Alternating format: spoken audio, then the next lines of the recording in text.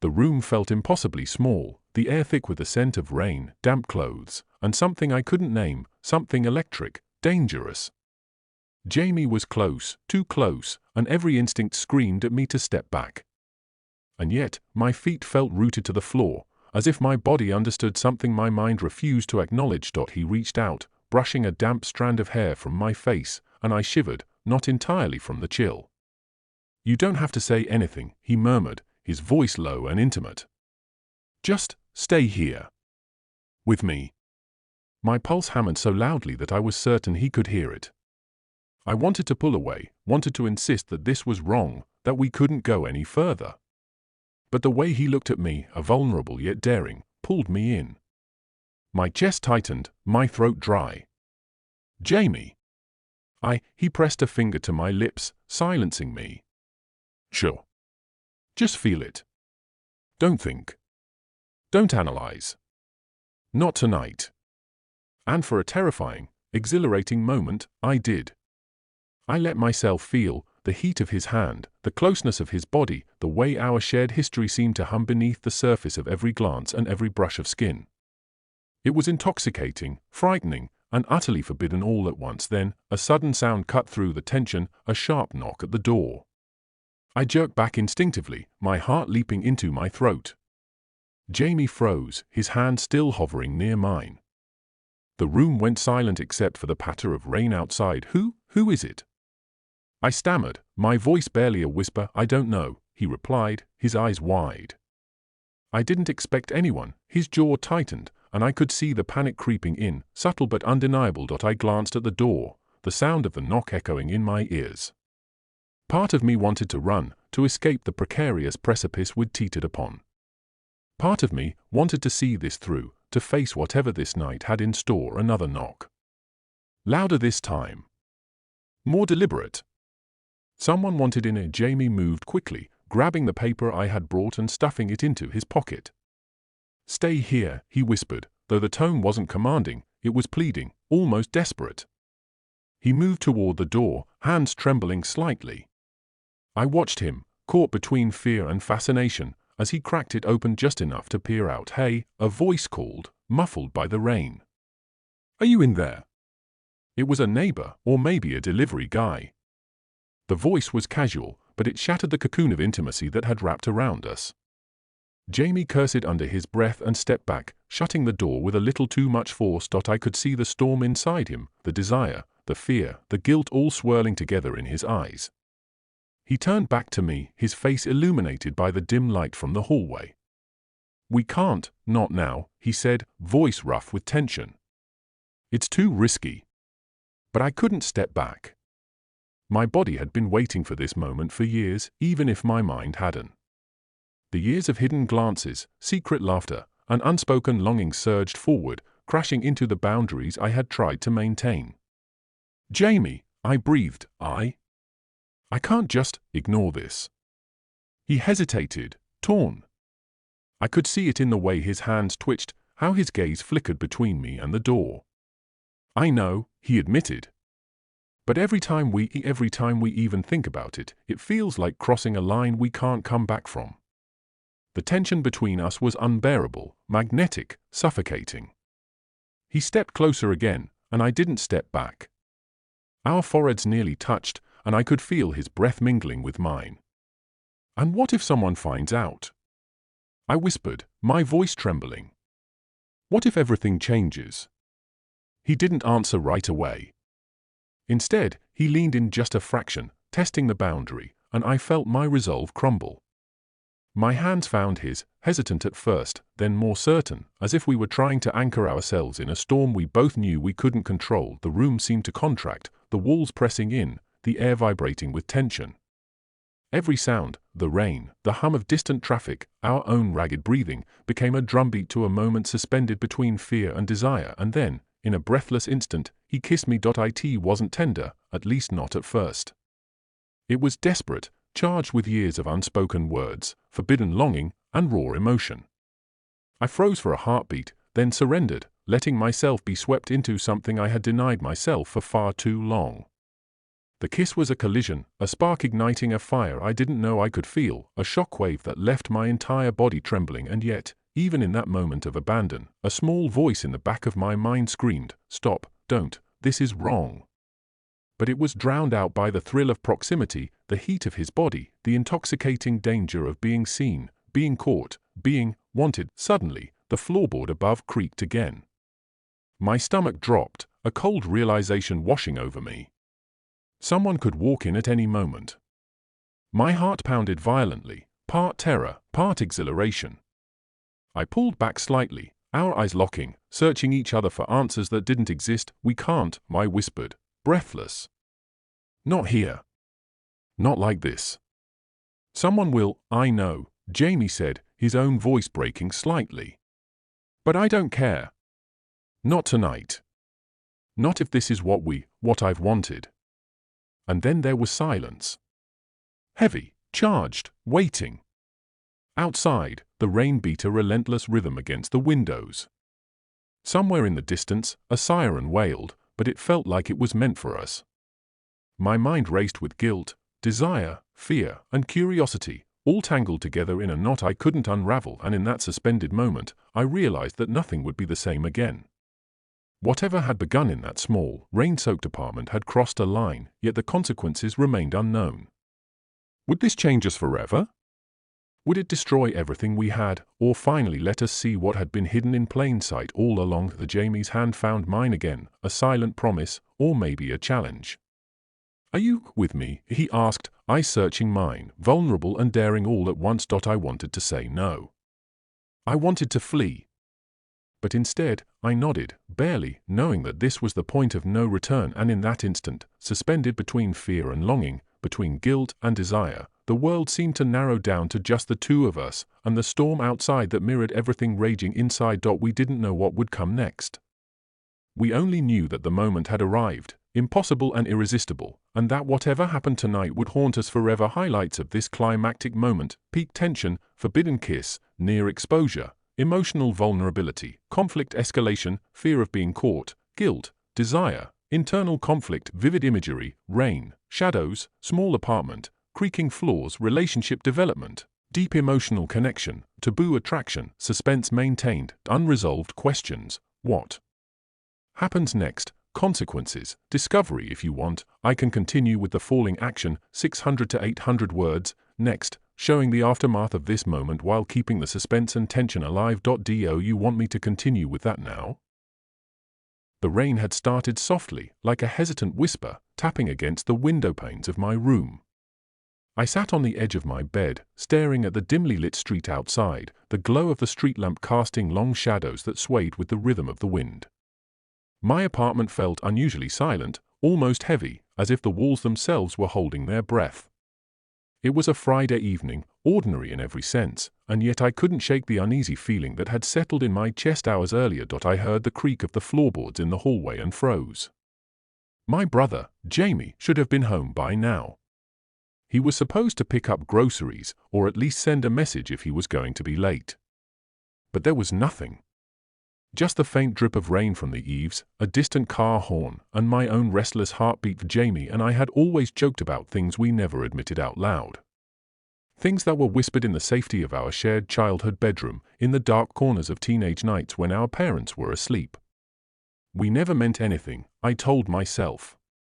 Yet tonight, the memory of those words, his words, made the hairs on the back of my neck stand on end.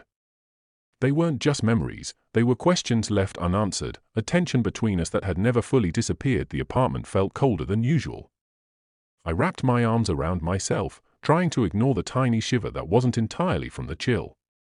I could almost hear him moving, soft footsteps, a subtle shift in the air, the faintest scent of his cologne. But when I called his name, my voice sounded strange in the emptiness, swallowed by shadows. No answer, and then I noticed it, a small, folded piece of paper on the kitchen counter, his handwriting unmistakable. I hadn't seen it before.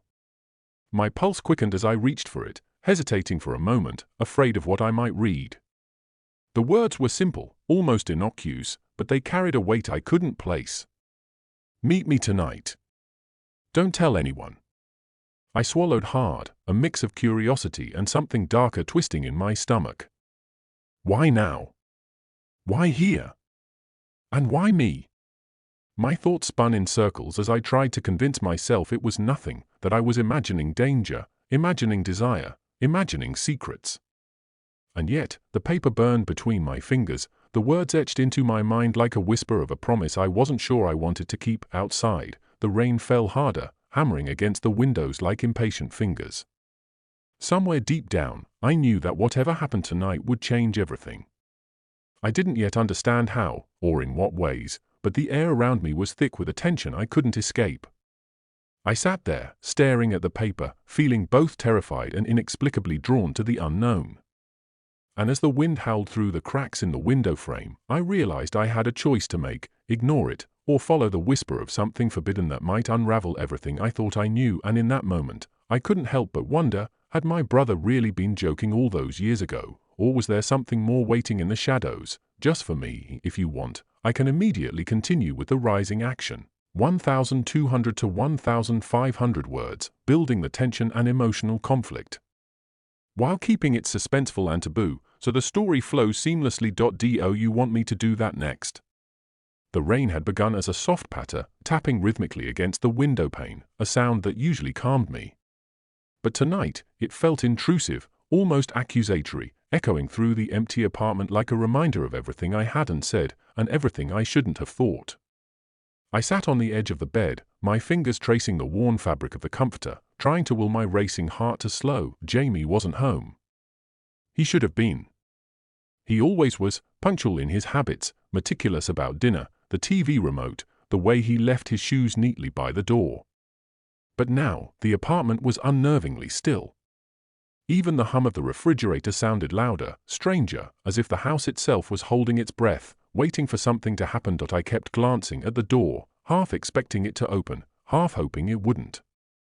Jamie's absence was unusual, but more than that, it carried a weight I couldn't name, a tension that made my stomach twist and my hands tremble.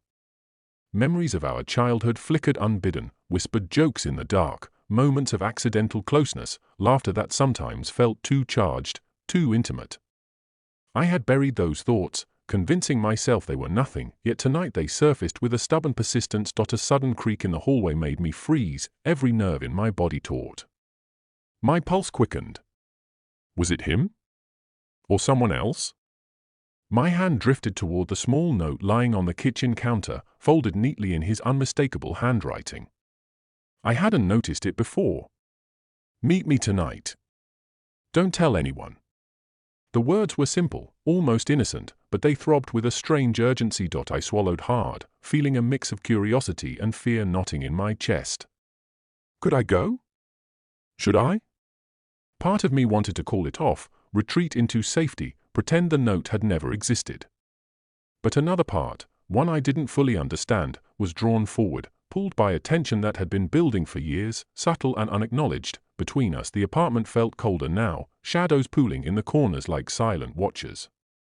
The rain intensified outside, a relentless drum against the glass. And somewhere deep inside, I knew that the choice I was about to make could change everything. I ran a hand through my hair, heart hammering, mind spinning with questions I didn't have answers to. Had he really been joking all those years ago? Or had there always been something unsaid, something forbidden, waiting to be discovered?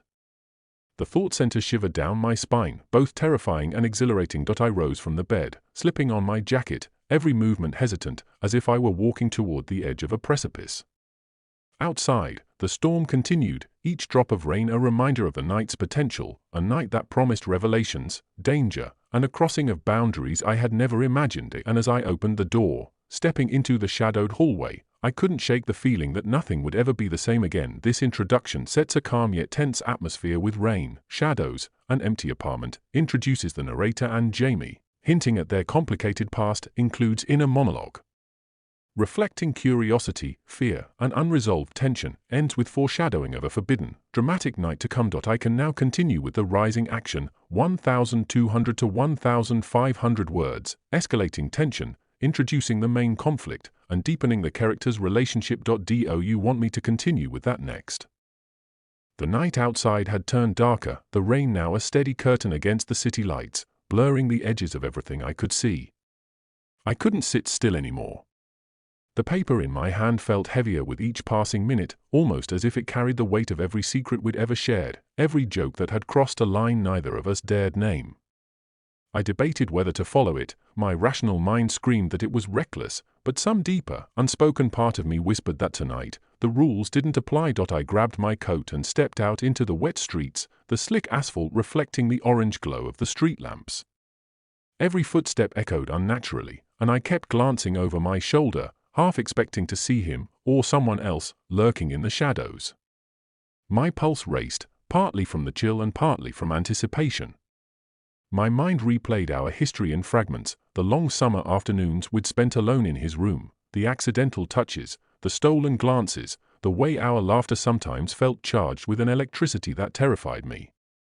I had always pushed it away, labeled it as childhood nonsense, but tonight, I couldn't ignore the pull. Jamie's apartment was a block away, a small, almost forgotten building with peeling paint and flickering lights in the hallway. I could see him now through the rain-streaked glass door, standing by the window, his silhouette rigid, as though he had been waiting for me all along. The sight of him sent a strange flutter through my chest, fear, desire, confusion, all tangled together in a knot I couldn't untangle. Jamie. I called softly, my voice almost lost to the rain. He turned abruptly, and for a moment, I didn't recognize him. The shadows played across his face, making his expression unreadable. Then he smiled, a small, almost guilty smile that didn't quite reach his eyes. "You came," he said, his voice low, hesitant. "I got your note," I replied, keeping my voice steady even as my hands trembled. "Why didn't you just call?" He shook his head, as if the very idea of a call was impossible. "I couldn't. Not tonight. Not like this." His eyes darted toward the hallway, then back to me. "You have to trust me." Trust. The word lingered between us, heavy and fragile. I wanted to, I told myself. But a part of me screamed that this was dangerous, that there were boundaries we shouldn't cross. And yet, I followed him, moving past the door and into the dimly lit apartment, the smell of rain and faint cologne mingling in the air. The apartment was smaller than I remembered, cluttered with books, clothes, and the lingering traces of a life he lived mostly alone. Jamie closed the door behind us, and the sudden click sounded louder than it should have, echoing through the tense silence. "I wasn't expecting you to actually come," he admitted, running a hand through his damp hair. I wasn't sure if I should even ask you." "Ask me what?" The words slipped out before I could stop them, but I already knew. The question hung in the air, unspoken yet understood. Jamie didn't answer immediately. He just looked at me, and I felt exposed in a way that made my chest tighten.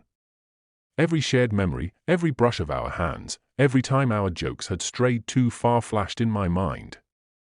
I could feel the weight of unacknowledged desire pressing against me, dangerous and intoxicating. "Finally," he whispered, "I've wanted to tell you for a long time. But I didn't know how." My stomach churned. I wanted to pull away, scream, insist that this was wrong, but part of me leaned in, drawn to him in a way that terrified me. "Tell me what?" I asked, my voice barely above a whisper, though my heart was pounding in my ears. He stepped closer, and the air between us seemed to crackle. "That. I've never stopped thinking about you. About us." His words were careful, deliberate, yet charged with a tension I couldn't ignore. I swallowed hard, trying to steady myself. "Us? Jamie, I know," he interrupted, his eyes intense, searching mine. "I know what everyone would say. But it doesn't matter right now. Not tonight." The room seemed smaller somehow, closing in around us. I could feel the heat from his body, the rapid shift in the air, and I realized my own pulse had gone chaotic. I wanted to laugh at the absurdity, at how dangerous and impossible this all was. But laughter wouldn't come. Only silence, thick and suffocating, held us there. Then something shifted, the small noise that broke my focus. A floorboard creaked above us, deliberate, as if someone else had entered. I froze, my instinct screaming that we weren't alone. Jamie glanced toward the ceiling, his brow furrowed, and I could see the tension tighten his jaw. "It's probably nothing," he said, but his voice didn't convince me. Not entirely. Every fiber of my body screamed that this moment was on the edge, teetering between secrecy and exposure, desire and danger. I moved closer to him, compelled by a need I couldn't explain, yet my mind raced with questions. What were we doing? Why now? And what would happen if anyone found out? The wall seemed to close in tighter, and the rain outside had become a drumbeat, insistent, like the rhythm of something inevitable. Jamie, I started, my voice trembling.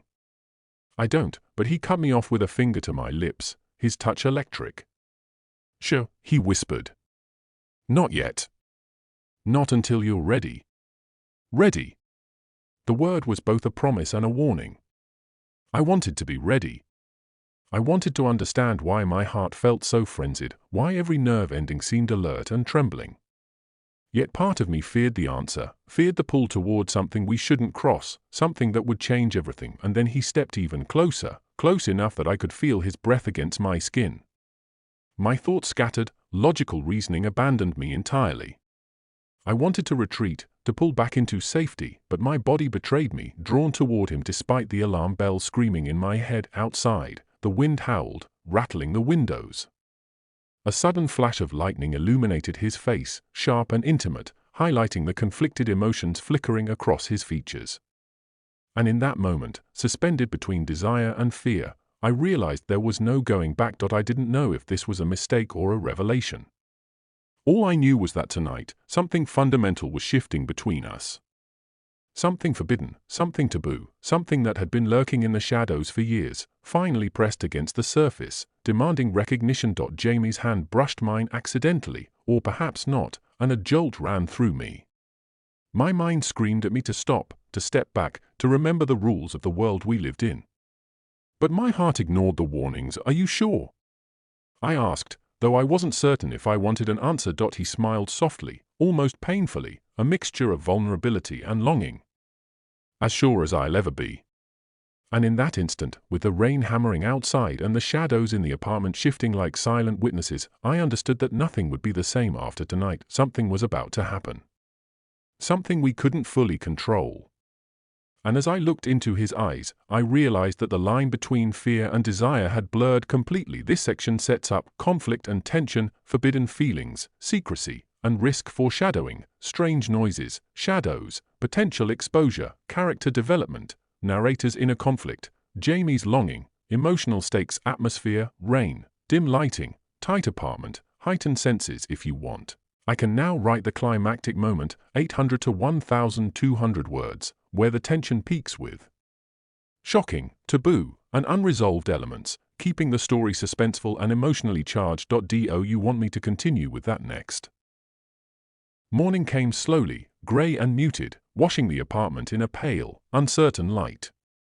The rain had stopped, but the world outside felt damp, heavy, as if it carried the residue of the night before. Jamie and I moved like strangers in our own space, close enough to feel each other's presence, yet careful not to cross the invisible line that now separated desire from restraint. I lingered by the window, tracing patterns in the condensation with my fingertips, trying to make sense of the whirlwind of the previous night. Every glance at him brought a jolt, memories of closeness, of trembling touches, of forbidden whispers. And yet, the guilt gnawed at me, a persistent shadow in the back of my mind. Could we pretend this hadn't happened? Could we return to normal? Jamie sat on the couch, his posture stiff, eyes fixed on nothing in particular. The silence between us was heavy, filled with unspoken words and questions neither of us dared voice. I wanted to speak first, to break the tension, but the right words felt impossible. Any attempt might shatter the fragile equilibrium we'd been forced to adopt. I should probably get going, I said finally, my voice sounding strange even to me. He didn't respond immediately. When he did, it was almost a whisper. Yeah, maybe you should. The air seemed to thicken, charged with everything we hadn't said, the longing, the fear, the dangerous pull that had drawn us together. Each step toward the door felt heavier than the last, weighed down by the consequences we were only beginning to imagine. Before I left, I glanced back. Jamie was watching me, and in his eyes, I saw the same mix of guilt, desire, and uncertainty that had consumed me all night. Our fingers brushed lightly as I passed, a fleeting contact that said more than words ever could. My stomach twisted. I knew this touch, innocent yet loaded, would haunt me for days. Outside, the city was waking up, indifferent to the storm that had raged inside a small apartment just hours before. I felt exposed, vulnerable, yet strangely alive. The world seemed simultaneously vast and suffocating, full of possibilities I wasn't sure I was ready to face, and yet, the questions remained: would this moment define us forever? Could we navigate the thin line between desire and reason without losing ourselves, or each other? Or had we opened a door that could never be closed again? As I walked away, I heard the faintest sound behind me, a whisper of movement, a floorboard creaking. I stopped, heart hammering, and for a split second thought I saw him at the window, watching me, his expression unreadable. Then he was gone, and the street swallowed the image. I kept walking, but the sense of unfinished business clung to me, heavy and persistent. The city hummed with life, oblivious, yet I felt every step weighted with what had happened, with what might come next. And deep down, I knew one thing with terrifying clarity: nothing would ever be the same. Somewhere, in the quiet spaces between what was said and what remained unspoken, our story lingered, unfinished, unresolved, and dangerously alive. And as I turned the corner, a shiver ran through me. Not from the cold, but from the knowledge that the night's events were far from over.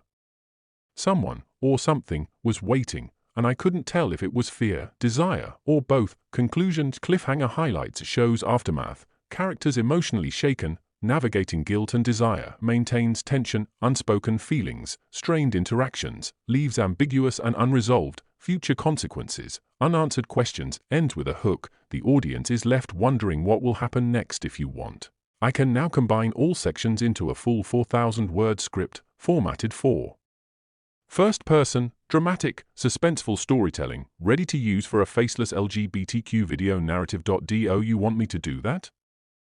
The apartment felt impossibly quiet after that first moment, the world outside reduced to the relentless rain and the occasional distant car horn. Every creak of the floorboards, every whisper of wind against the window, seemed amplified, pressing against the fragile bubble that had formed around us. Jamie sat on the edge of the couch, his head bowed, hands clasped tightly together. I remained standing, a few feet away, unsure whether I wanted to close the distance or run. The paper I had brought earlier still burned a weight in my pocket, a reminder of the choice that had led me here. I tried to steady my breathing, but it came in uneven, shallow bursts. My heart still raced, caught between the rush of what had just happened and the fear of what it meant. Jamie finally looked up, his eyes meeting mine. There was something different there now, something raw, vulnerable, and painfully honest.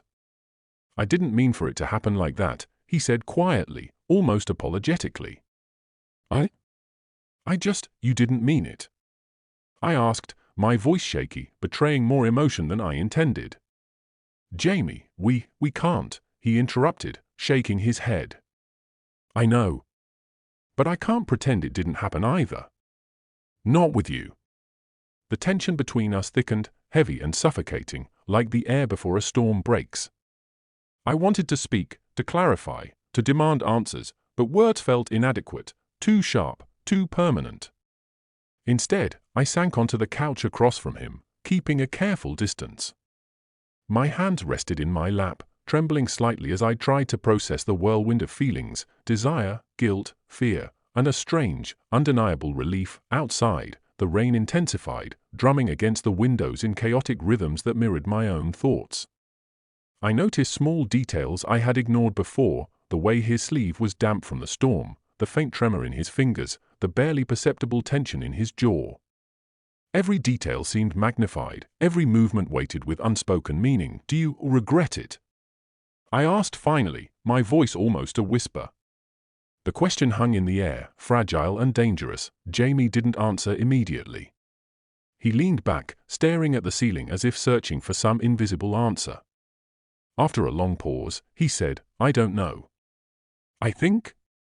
I've wanted it for years, but I never thought it would feel like this. Like, everything's changing. Everything's changing. The words resonated in my chest. I felt it too, the subtle shift in our relationship, the invisible line we had crossed, and the uncertainty of what came next. The ordinary boundaries we had maintained for years were gone, replaced by a charged tension neither of us fully understood. I tried to focus on something mundane, anything to regain composure, and my eyes fell on the rain outside. Droplets streaked the window, merging and separating in a slow, hypnotic pattern. I imagined our feelings like that, merging, splitting, impossible to control. And just like the rain, there was no clear path, no certainty, only the chaotic beauty of it all. Jamie's gaze found me again, and I felt the weight of his stare. He wanted to reach out, to bridge the gap between us, but neither of us moved. The silence stretched, punctuated only by our uneven breaths and the storm outside.